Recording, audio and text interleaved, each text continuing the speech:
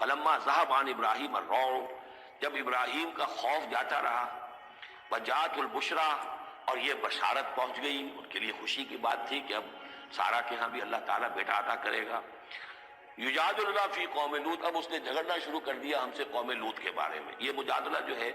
یہ تورات میں بڑی تفصیل سے آیا ہے کہ دیکھو تم جو جا رہے ہو، اگر اس شہر کے اندر، ان بستیوں کے اندر 50 آدمی بھی راست باز ہوں گے تو کیا کرو گے؟ کیا پھر بھی ہلاک کر دو گے؟ فرشتوں نے کہا نہیں، تو 50 آدمی وہاں ہوئے، اگر راست باز ہوئے تو ہم ہلاک نہیں کریں گے۔ اچھا دیکھو، میری کوئی حیثیت نہیں ہے، میں بہت ناچیز ہوں، لیکن میں پھر جرأت کرتا ہوں، میں اللہ سے عرض کرتا ہوں کہ اچھا ہو سکتا ہے 40 ہوں وہاں پر، تو پھر کہا اچھا 40 بھی ہوئے تو پھر ہم ان کو بھی پھر چھوڑ دیں گے، بستیوں کے اوپر عذاب نہیں آئے گا۔ ہوتے ہوتے 5 پہ آ گئے، جس پہ کہ آخر میں کہا گیا کہ اے ابراہیم چھوڑو اب اس بات کو، اب یہ تمہارے رب کا فیصلہ آ چکا۔ وہاں ایک بھی نہیں ہے، تم 5 کی بات کر رہے ہو۔ وہاں تو سوائے حضرت لوط علیہ السلام کے خود اور ان کی 2 بیٹیوں کے اور کوئی بھی نہیں تھا کہ جو ان شہروں میں سے بچا ہو۔ تو یجادلنا فی قوم لوط، اب وہ قوم لوط کے بارے میں ہم سے جھگڑنے لگے، یعنی چونکہ وہ حلیم الطبع تھے، طبیعت میں نرمی تھی، وہی جو حضور کی طبیعت میں بھی تھی، حضرت ابوبکر کی طبیعت میں بھی تھی، اس وجہ سے انہوں نے کہا کہ عذاب سے بچنے کی کوئی شکل ہو سکے۔ ان ابراہیم لحلیم اواہ منیب، 3 الفاظ جمع کر دیے گئے۔ یقیناً ابراہیم بہت ہی حلیم بھی تھا، بہت ہی نرم دل تھا، اور بہت ہی اللہ کی جناب میں رجوع کرنے والا تھا۔ یا ابراہیم عارض عن ھذا، تو اب کہا گیا ان سے کہ ابراہیم اب چھوڑیے، اب اس بات سے آپ ذرا قطع تعلق کیجئے۔ انہ قد جاء امر ربک، یہ تو اب آپ کے رب کا فیصلہ آ چکا ہے۔ وانہم آتیہم عذاب غیر مردود، اب ان پر وہ عذاب آ کر ہی رہے گا جسے لوٹایا نہیں جا سکے گا۔ ولما جاءت رسلنا لوطا سیء بہم وضاق بہم ذرعا، تو جب آئے ہمارے یہ فرشتادے بھیجے ہوئے، ہمارے یہ پیغامبر، یہ فرشتے لوط کے پاس، سیء بہم، کہ وہاں پر یہ بھیجے گئے تھے بہت خوبصورت لڑکوں کی شکل میں، اور ان کے ہاں جو تھا معاملہ آپ کو معلوم ہے کہ جو عبرت پرستی ان کے ہاں تھی اور جو سوڈمی تھی، تو یہ لڑکے خوبصورت آ گئے تو اس قوم کے لیے، تو ان کے لیے جشن ہو گیا کہ ہمارے لیے شکار آ گئے ہیں بہت اچھے، لوط کے ہاں بڑے عمدہ شکار پہنچے ہیں، لہذا وہ سب غول کے غول اب آ رہے ہیں، حضرت لوط علیہ السلام کے گھر پر چڑھائی کر رہے ہیں۔ تو جب ہمارے یہ فرشتادہ، ہمارے یہ جو نوجوان لڑکوں کی شکل میں جن کو بھیجا گیا تھا فرشتوں کو، جب پہنچے حضرت لوط کے پاس سیاہ بہم، وہ ان کو دیکھ کر بہت غمگین ہوا کہ یہ بڑا میرے لیے،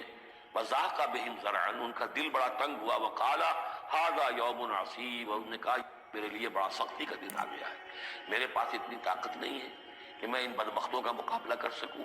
اپنے ان مہمانوں کو ان کی دستبرد سے میں بچا سکوں۔ اور وہ لوگ جو ہیں جانتے تھے جس قسم کی خبیث ان کی تباہی ہو چکی تھی کہ وہ کسی اپیل اور کسی دلیل سے بعد آنے والے نہیں ہیں، تو اس سے ان کے دل کے اندر جو ہے وہ ایک عجیب کیفیت پیدا ہوئی۔ سیء بہم وضاق بہم ذرعا وقال ھذا یوم عصیب وجاءہ قومہ یہرعون الیہ، اور اب آئی اس کی قوم اس کے پاس والہانہ دوڑتی ہوئی، بڑے خوشی سے ناچتے ہوئے آ رہے ہیں کہ آج تو ہمارے لیے جو ہے وہ بہت ہی عمدہ شکار پہنچ گیا ہے۔ وَمِن قَبْلُ كَانُوا يَعْمَلُونَ السَّيِّئَاتِ، اور وہ پہلے ہی سے ان گندے کاموں کے اندر ملوث تھے۔ قَالَ يَا قَوْمِ هَؤُلَاءِ بَنَاتِي هُنَّ أَطْهَرُ لَكُمْ،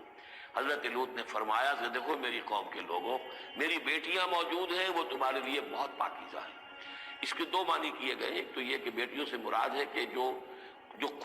تمہاری بیویاں ہیں وہ میری بیٹیوں کے مانند ہیں۔ نبی جو ہوتا ہے وہ گویا کہ قوم کے لیے والد کی جگہ ہے، جیسے کہ قرآن مجید میں وَأَزْوَاجُهُ أُمَّهَاتُهُمْ، حضور کی تمام ازواج جو ہیں وہ پوری امت کے لیے ماؤں کے درجے میں ہیں۔ تو گویا کہ میری بیٹیاں ہیں، اللہ نے تمہارے لیے ان کو پیدا کیا ہے، تمہارے لیے جوڑا بنایا ہے، وہ پاک جو ہے تمہارے لیے راستہ، اپنی شہوت کی کے تقاضے کو پورا کرنے کے لیے صحیح راستہ اس کو چھوڑ کر، اور یہ بھی ہو سکتا ہے کہ انہوں نے اپنی بیٹیوں ہی کو پیش کیا ہو کہ تمہیں اگر کرنا ہی ہے تو نکاح کر لو، میں اپنی بیٹیاں تمہیں نکاح میں دینے کو تیار ہوں، لیکن میرے جو یہ مہمان ہیں ان کے بارے میں مجھے رسوا نہ کرو۔ قال یا قوم هؤلاء بناتی هن اطہر لکم فاتقوا اللہ ولا تخزون فی ضیفی، تو اللہ کا خوف کرو اور دیکھو مجھے میرے مہمانوں کے معاملے میں رسوا مت کرو۔ الیس منکم رجل رشید، کیا تم میں کوئی ایک آدمی بھی شریف اور کوئی ایک آدمی بھی نیک چلن نہیں رہا؟ یعنی کوئی تو تم میں سے ایسا نکل آتا جو میرا ساتھ دیتا، جو میری ہاں میں ہاں ملاتا، تم میں تو معلوم ہوتا کہ کوئی ایک شخص بھی شریف النفس باقی نہیں رہا۔ قالوا لقد علمت ما لنا فی بناتک من حق، انہوں نے کہا کہ اے لوط تمہیں خوب معلوم ہے تمہاری بیٹیوں پر ہمارا کوئی حق نہیں ہے۔ اس سے معلوم ہوتا ہے وہ دوسری ہی بات ہی زیادہ راجے ہے وَإِنَّكَ لَتَعْلَمُ مَا نُرِيدُ، اور تم خوب جانتے جو ہم چاہتے ہیں، یعنی باتیں مت بناؤ، ہماری توجہ جو ہے ادھر ادھر لے جانے کی کوشش نہ کرو، تم جانتے ہو ہم جو چاہتے ہیں، جس کے لیے ہم حاضر ہوئے ہیں، جس کے لیے ہم پہنچے ہیں۔ قَالَ لَوْ أَنَّ لِي بِكُمْ قُوَّةً، انہوں نے کہا کاش کہ میرے پاس تمہارے مقابلے کے لیے کوئی طاقت ہوتی، او آوی الی رکن شدید، یا وہ کوئی قلعہ ایسا ہوتا جس میں مضبوط میں جا کر پناہ لے لیتا اور تم سے اپنے آپ کو اور اپنے مہمانوں کو بچا لیتا۔ یہاں ہے اصل میں حضور صلی اللہ علیہ وسلم کی ایک حدیث میں الفاظ آئے ہیں، یرحم اللہ لوطا لقد کان یاوی الی رکن شدید، اللہ تعالیٰ رحم فرمائے لوط پر، وہ ایک مضبوط قلعے میں تھے، اللہ تعالیٰ کی حفاظت تو انہیں حاصل تھی، لیکن یہ کہ اس وقت جو صورت بن گئی تھی ان کے لیے، جیسے جب جادوگروں نے جو اپنے انچر پھینکے تھے اور وہ بھی بن گئے تھے فرعون کے دربار میں، وہ بھی شکل اختیار کر لی تھی انہوں نے سانپوں کی، تو حضرت موسیٰ پر بھی وقتی طور پر خوف طاری ہو گیا تھا۔ تو بن بنائے طب بشری خوف کا ہو جانا یہ کوئی نبوت کی عصمت کے منافی نہیں ہے۔ تو یہاں پر بھی اللہ تعالیٰ کی حفاظت تھی، اور جیسا کہ آیا فرشتوں نے پھر ذرا سا ایک ہاتھ ہلایا اور سب کے سب اندھے ہو گئے، وہ اس طرح کا معاملہ تفاصیل تورات میں ہے۔ قال لو ان لی بکم، لیکن جو حسرت کی کیفیت تھی اور جس طرح ضیق میں ان کی جان اس وقت آئی تھی، اس کا تصور کیجئے، کاش کہ میرے پاس تمہارے مقابلے کے لیے طاقت ہوتی، او آوی الی رکن شدید، یا کوئی ایسا ہوتا مضبوط مستحکم قلعہ جس میں جا کر میں پناہ لے لیتا۔ قالوا یا لوط انا رسول ربک، ان فرشتوں نے کہا ہے لوط گھبرائیں نہیں، ہم آپ کے رب کے پیغامبر ہیں، بھیجے ہوئے ہیں، لن یصلوا الیک، یہ آپ تک پہنچ نہیں پائیں گے، آپ کو کوئی گردن نہیں پہنچا سکیں گے، آپ بالکل اطمینان رکھیں۔ فَأَسْرِ بِأَهْلِكَ بِقِطْعٍ مِنَ اللَّيْلِ، اور بھی رات کا ایک حصہ جو باقی ہے اس میں آپ اپنے اہل کو لے کر، اپنے گھر والوں کو لے کر نکل جائیے اس بستی سے۔ وَلَا يَلْتَفِتْ مِنْكُمْ أَحَدٌ، اور کوئی بھی آپ میں سے پیچھے نہ دیکھے، پیچھے توجہ نہ کرے، پیچھے کی طرف کوئی خیال نہ آئے کہ ہمارے دوست تھے اور ہمارے یہ تھے اور ہمارے عزیز تھے، إِلَّا امْرَأَتَكَ، اور آپ کی بیوی بھی ساتھ نہیں جائے گی، وہ بھی یہیں رہے گی۔ یہ دو بیویاں ہیں جلیل القدر پیغمبروں کی، جن کا ذکر پھر آئے گا بڑی وضاحت کے ساتھ سورہ تحریم میں، ایک حضرت نوح علیہ السلام کی بیوی اور ایک حضرت لوط کی بیوی، کہ یہ اگرچہ کہ کانتا تحت عبدین من عبادنا صالحین فخانتاہما فلم یغنیا عنہما من اللہ شیئا، اگرچہ وہ ہمارے دو بہت ہی نیک اور بہت ہی برگزیدہ بندوں کے تحت تھی، ان کے گھروں میں آباد تھی، لیکن یہ کہ انہوں نے خیانت کی، اور اس کے نتیجے میں یہ ہے کہ پھر وہ اللہ تعالیٰ کے عذاب سے ان کے شوہر انہیں بچا نہیں سکے، نہ حضرت نوح بچا سکے اپنی اس بیوی کو اور نہ حضرت لوط بچا سکے اپنی اس بیوی کو۔ الا امرأتک، سوائے آپ کی بیوی کے، انہ مصیبها ما اصابہم، اس کے اوپر تو وہی مصیبت آ کر رہنی ہے جو ان سب پر آنی ہے۔ ان موعدہم الصبح، اور دیکھیے ان کے وعدے کا وقت صبح کا ہے، صبح کو عذاب آ جائے گا۔ الیس صبح بقریب، کیا صبح قریب نہیں ہے؟ یعنی اب جلدی کیجئے، اب آپ فوری طور پر یہاں سے اپنی بچیوں کو لے کر نکل جائیے۔ فلما جاء امرنا جعلنا عالیہا سافلہا، جب ہمارا حکم آ پہنچا ہم نے اس کے اونچے کو نیچا کر دیا، یعنی کسی بستی کو تلپٹ کیا جائے تو چھت نیچے ہو جائے گی اور جو بنیادیں اوپر آ جائیں گی، عالیہا سافلہا، الٹ کر رکھ دیا بستیوں کو، وامطرنا علیہا حجارۃ من سجیل، اور مزید ان کے اوپر ہم نے بارش برسائی کنکروں کی، پتھروں کی، یعنی یہ کہ ایک طرف تو یہ کہ کچھ زلزلہ آیا یا کچھ اور زمین میں دھماکہ ہوا، ایکسپلوژن ہوا جس سے وہ بستیاں الٹ گئیں، اور اس کے بعد یہ ہے کہ آسمان سے پھر بارش ہوئی ہے ان پر سجیل، یہ سجیل اصل میں فارسی کا لفظ ہے سنگ گل، سنگ گل یعنی یہ کہ مٹی جو ہے اگر کسی صحرا کے اندر تھوڑی سی فوار پڑے اور زیادہ تیز بارش نہ ہو تو وہ ہر قطرے کے ساتھ تھوڑی سی مٹی مل کر وہ ایک چھوٹا سا دانہ بنتا ہے، اور وہ پھر دھوپ جب پڑتی ہے تو وہ پھر پک جاتا ہے، جیسے کہ کہیں آپ اینٹیں پکاتے ہیں اپنے بٹیوں کے اندر، یہ پھر کہلاتی ہے سنگ گل، یعنی یہ پتھر تو ہے لیکن یہ پتھر نہیں ہے، یہ مٹی کے بنے ہوئے پتھر ہے، کنکر ہے، ان کنکروں کی بارش ہوئی جس کے اندر کہ اس کو بالکل دفن کر دیا گیا، اور دونوں شہروں کو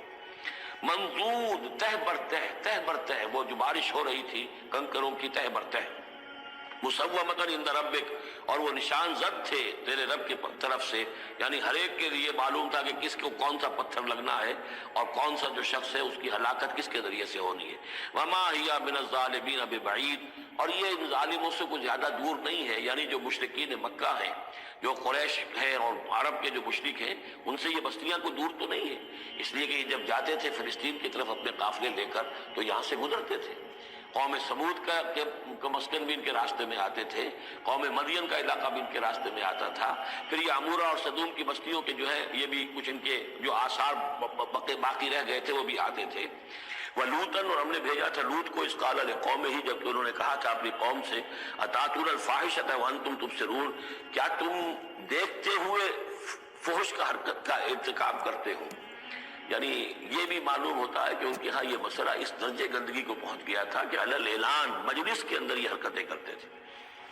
اِنَّکُمْ لَتَأْتُونَ الرِّجَالَ شَهْوَةً فِي دُونِ النِّسَاءِ، کیا تم مردوں کی طرف رخ کرتے ہو شہوت کے ساتھ عورتوں کو چھوڑ کر؟ بل انتم قوم تجہلون، لیکن تم تو واقعتاً یہ کہ بہت ہی جہالت میں مبتلا ہو چکے ہو۔ فما کان جواب قومہ، تو نہیں تھا اس کی قوم کا جواب، الا ان قالوا، مگر یہ کہ انہوں نے کہا، اخرجوا آل لوط من قریتکم، نکال باہر کرو لوط والوں کو، لوط کے گھر والوں کو اپنے شہر سے، انہم اناس یتطہرون، یہ تو بڑے پاک باز لوگ ہیں، بڑے طہارت اور بڑی پاکیزگی رکھنے والے لوگ ہیں۔ فانجیناہ واہلہ، تو ہم نے نجات دی اس کو اور اس کے گھر والوں کو، الا امرأتہ، سوائے اس کی بیوی کے، قدرناہا من الغابرین، یہ ہم نے مقرر کر دیا تھا کہ وہ پیچھے رہنے والوں میں ہوگی۔ وامطرنا علیہم مطرا، اور ہم نے ان پر ایک بارش برسائی، فساء مطر المنذرین، تو بہت ہی بری بارش تھی وہ کہ جو ان لوگوں پر برسائی گئی کہ جن کو خبردار کر دیا گیا تھا۔